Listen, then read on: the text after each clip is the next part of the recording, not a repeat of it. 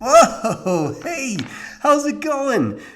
My Whoop keeps asking me what I'm training for. It wants me to set a goal so it can help me get there. But the problem is, that's not how I'm wired.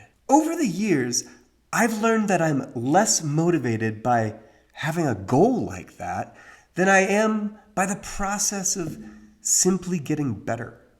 If you give me a race to train for, somehow all the fun and joy just starts to disappear. But let me ride simply because I love riding, and I usually put in a lot more work. It took me a long time to figure that out. But this whole Whoop thing got me thinking. We tend to assume everyone is motivated in the same way. And I've made that mistake in starting businesses and in running businesses, in growing businesses, and a lot in parenting. In reality, setting a goal and working towards it works incredibly well for some people. Others are motivated by mastery, some by competition, some by recognition, some by belonging, and some by autonomy.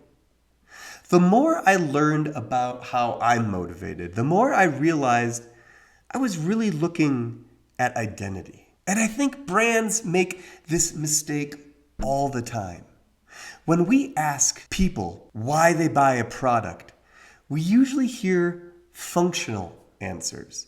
They want something more sustainable, something that performs better, something that's healthier, something that lasts longer. And while those things matter, they're rarely the whole story. People don't only buy products because of what they do for them. They also buy them because of what those products say about who they are or who they're trying to become. Maybe they want to be recognized for caring or be seen as an insider.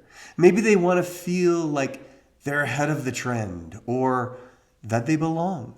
Maybe they want to feel smart for making a better choice. Or maybe they just want to express who they are without having to say a thing.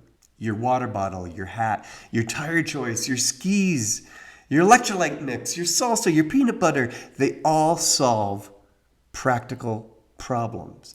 But they all also say something about the person who chose them.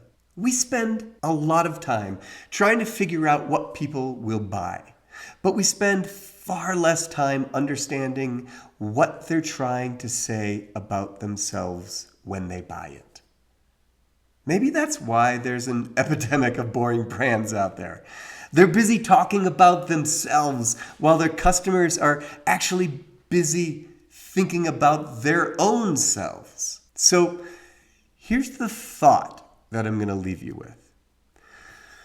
What if the most important thing that your customers are buying from you isn't actually a product at all? All right. Well, my Whoop is telling me to take a rest day, so I'm going to go for a ride instead because that's how I work. All right. We'll see you out there.